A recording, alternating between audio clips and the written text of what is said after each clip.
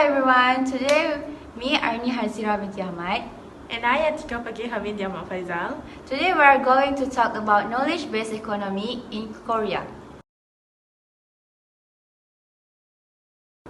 Definition of K economy.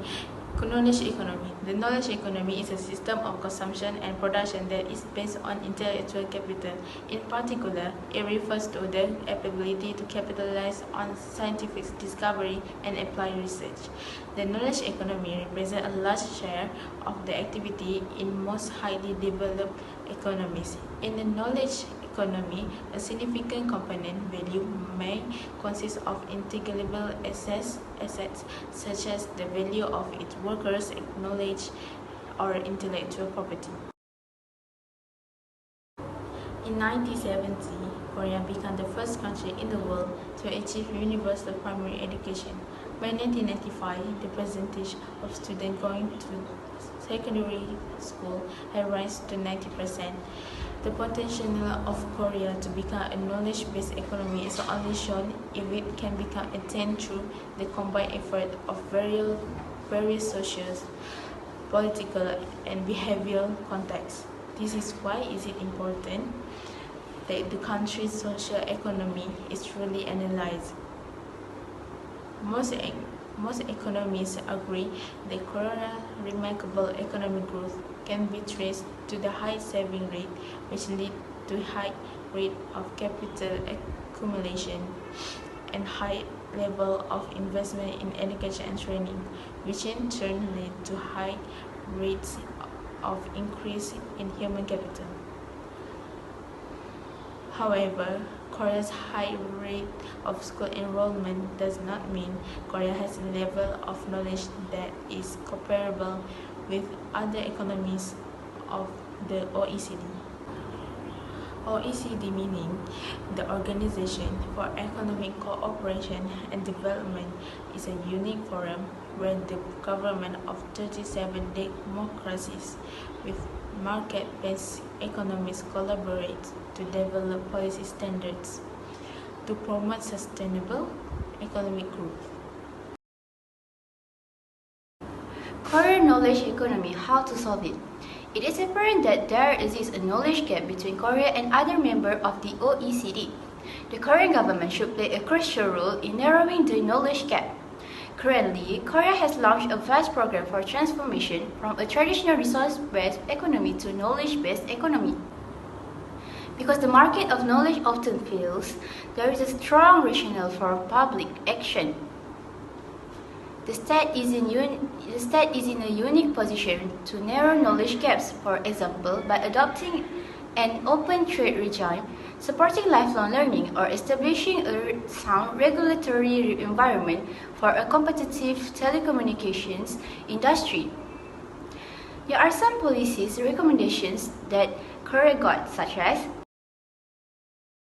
policy recommendation by the World Bank. Policies for acquiring knowledge. For developing countries, acquiring knowledge involves two complementary steps: obtaining knowledge by opening up to knowledge from abroad and creating knowledge not readily available elsewhere. Policies for absorbing knowledge. To narrow knowledge gaps, societies must ensure basic education for all and provide opportunities for people to continue to learn throughout their lives. In addition, special emphasis must be on extending education to women and other traditionally disadvantaged groups. Policies for communicating knowledge. Communicating knowledge involves taking advantage of new information and communications technology. Through increased competition, private sector provision and appropriate regulation, and ensuring that the poor have access as well as the ability to absorb and apply knowledge. Second part, policy recommendation by the OECD. Enhancing knowledge diffusion, providing the framework conditions for university, industry, government collaborations, promoting the diffusion of new techniques to a wide variety of sectors and firms, and facilitating the development of information infrastructures. Upgrading human capital, providing broad-based formal education, establishing incentives for firms and individuals to engage in continuous training and lifelong learning, and improving the matching of labor supply and demand in terms of skill requirements.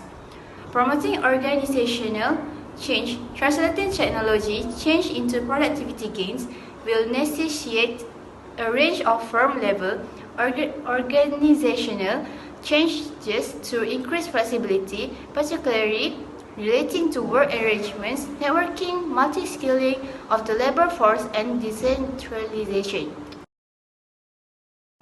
Policy recommendation: Alternative Korea.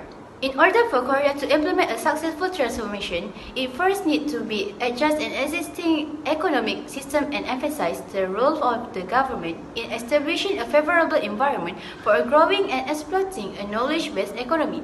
In addition to the policies recommended by OECD and the World Bank.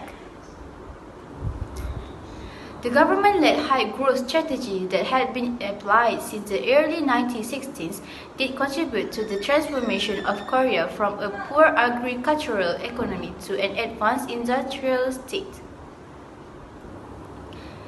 In this sense, we can say that liberalization of markets and fair competition are the preliminary condition for strengthening Korea's competitiveness in order to be successful in gaining a competitive advantage in knowledge-intensive industries.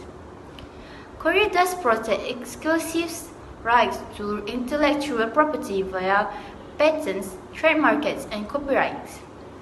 In order to better protect intellectual property rights, the Korean government should give more power to such laws as well as enforce them more thoroughly.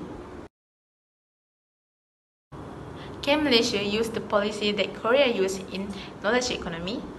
Some part of the South Korea way of solving their problems we as Malaysia can make as example. For instance, one of the things Malaysia can emulate in Korea is creating something that has never been found anywhere or innovating something to be better than what is already in the world market. For example, in 1995, Korea created the world's first smart card. I'm sure Malaysia can do that because according to statistics, the output rate graduation of measures in IT and engineering is increasing every year. It can be a big impact on Malaysia if the government opens up the opportunities for them and the country can reduce the suspensions of other countries' technology. The importance of knowledge-based economy for Malaysia. Malaysia needs to give opportunities to young people with high potential to create something to advance the country. For example, creating a new network like Korea is right now released a 5G network, which made them the first country to adopt that network in the world. The government should also give opportunities to investors from technology advanced country to invest in Malaysia on condition of cooperating with Malaysia in driving a technological country. What is knowledge-based economy related to e-commerce? Coupang is the largest e-commerce company in Korea. Coupang uses the latest technology to help them in providing the best service for customers. For example, the company offers various promotions to attract customers such as Coupang Play App, Coupang Flex App, and Coupang Eats. Users of the app service can receive same-day or the next day delivery, and all applications were under highly skilled experts' control. In effect, Coupang's speed of delivery combined with the volume and location of its many warehouses has helped the company penetrate online grocery faster than Amazon. The next one is knowledge-based economy related to security issues. Related to security issues with a corporate company, as South Korea is being cyber-attacked by North Korea. South Korea is improving its security in ICT. The government has finally made its first attempt to publish a national cybersecurity strategy.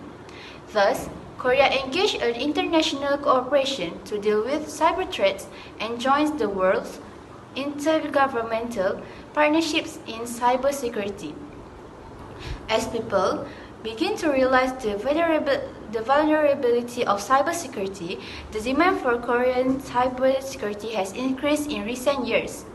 Now, Korea has become one of the countries that have a high demand for cybersecurity, even though Korea is one of the countries that specialize in semiconductors and technology. This is the end of our video about knowledge-based economy in Korea. We hope that this video is helpful for you guys. Please leave some like for us. Thank you.